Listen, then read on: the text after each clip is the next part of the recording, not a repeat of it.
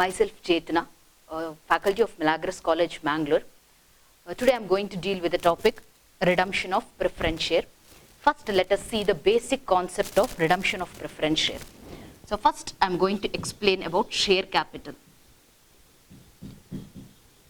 So here, as the word says, share. First let us see the meaning of share capital. What is the main purpose of issuing a share? So main purpose of issuing a share is to raise the fund. Organization requires money. So here money is nothing but capital. So here what organization will do? They'll issue the shares to the public. So here main intention of the organization is to raise the fund. So to raise the fund, they are not going to loan or they are not going to ask the money with a friend. So what they are going to do? They are going to issue the shares.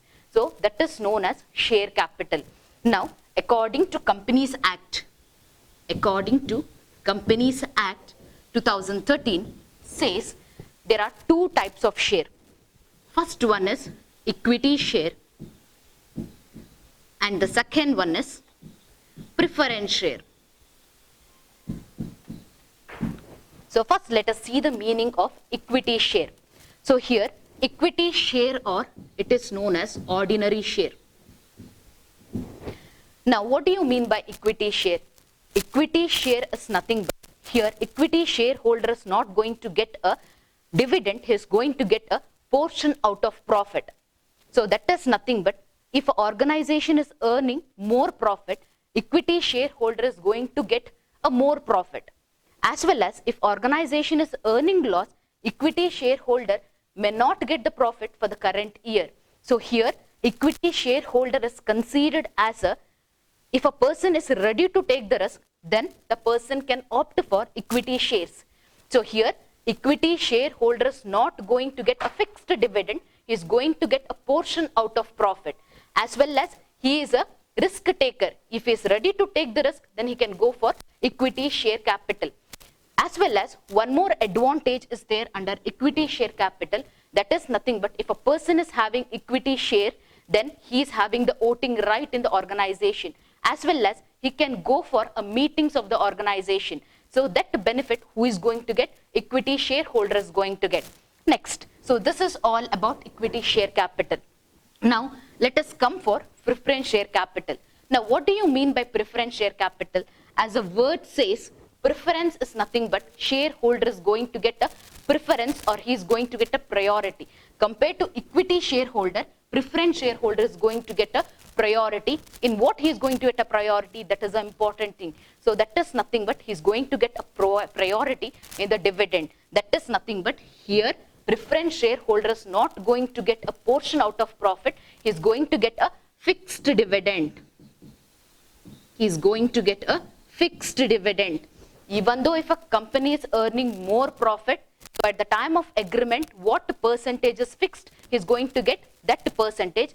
As well as if organization is under loss, he is going to get a dividend, maybe not for the current year, he may get the dividend in the next year. That is nothing but for the present year as well as for the previous year. So we call preference shareholder as a safer person. Compared to equity shareholder, preference shareholder is a safer person, as well as he is going to get a priority in the dividend compared to equity shareholder. So this is all about equity share capital and preference share capital. So preference shareholder is going to get a preference, or he is going to get a priority, as well as there will be a fixed dividend. Even though if a company is earning huge profit, he is not going to get a more amount, he is going to get only a fixed amount. Even a company is under loss, he is not going to lose anything. This year he may not earn dividend. In the next year he can claim for previous year's dividend as well as for the present year's dividend. So compared to equity shareholder, preference shareholder is a safer person. So this is the basic concept of the topic. Preference share capital. So as I said, preference shareholder is going to get a priority. In what he is going to get a priority? He is going to get a priority in a dividend. He is going to get a fixed dividend every year. Now first let us see when he is going to get the dividend. He is going to get the dividend only at the end of a year. Here, shareholder cannot come to the organization for asking the dividend in the middle of a year. He has to wait till at the end of a year. He has to see whether the organization has earned profit or it has earned loss. But he's going to get only a fixed dividend. He cannot ask for the more dividend. At the time of agreement, what dividend is fixed, organization is going to give a dividend.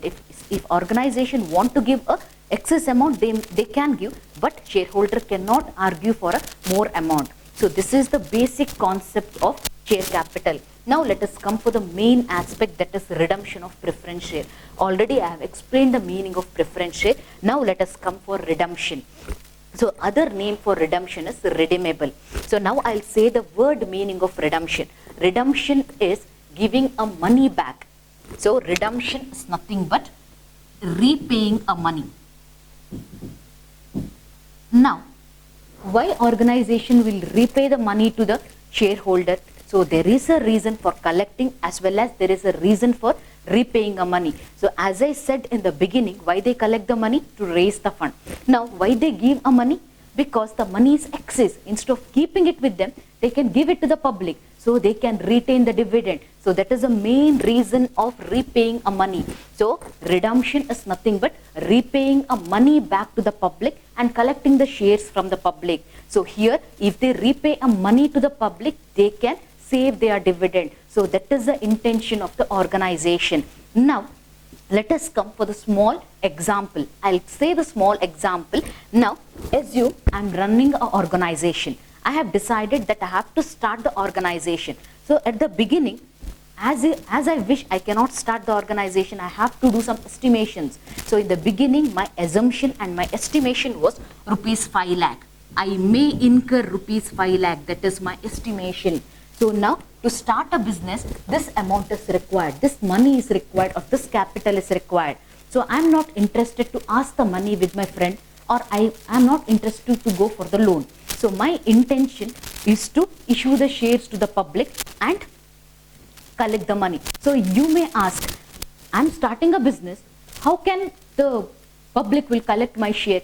There is no demand for my shares. How they collect? So here, if the share value is less, automatically public will be attracted to me and they'll collect my share. So here what I should do? I should keep the value of share very less. If I keep my value of share very less, automatically public will come to me and they purchase the share. So here what I have done, to earn the money, to raise the fund, what organization has decided? They have decided to issue the shares to the public. So my estimation is 5 lakh rupees. Till I earn 5 lakh rupees, I'll issue the shares to the public. After collecting 5 lakh rupees, I'll stop issuing the shares. So here, to raise the fund, what I'll do? I'll issue the share. Now, issuing the shares. I have issued the shares. Maximum amount I have collected. My maximum amount was 5 lakh rupees. The amount is collected. Now I have the money. I can easily run the business. I'll start the business in the middle of a year. In the beginning, my estimation was 5 lakh. I have come to the middle year. So I came to know that actual cost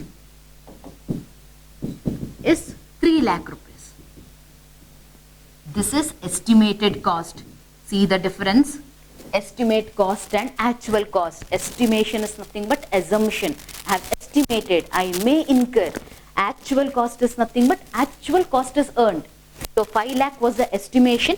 Actual cost is 3 lakh rupees. So what is the amount collected in the beginning? 5 lakh rupees is collected. So out of 5 lakh rupees, I have utilized 3 lakh rupees for the business. What about remaining 2 lakh? I'm having 5 lakh. No, 3 lakh rupees I have utilized. What about remaining 2 lakh? Remaining 2 lakh is considered as a ideal money. Out of 5 lakh rupees, 3 lakh rupees I have utilized. I'll earn profit out of 3 lakh, but 2 lakh rupees is the ideal money. So I have kept it in my SB account. So it is not utilized. For 3 lakh rupees, I'm going to get a dividend. So I can easily, I'm going to get a profit. So out of that profit, I can pay the dividend. But for this 2 lakh rupees, it has kept as an ideal money. I cannot utilize, or I cannot give a dividend for it because it is not earning a profit. So instead of keeping it as an ideal money, what organization has decided to give a money back? So that is known as redemption. I think now you got the clear concept.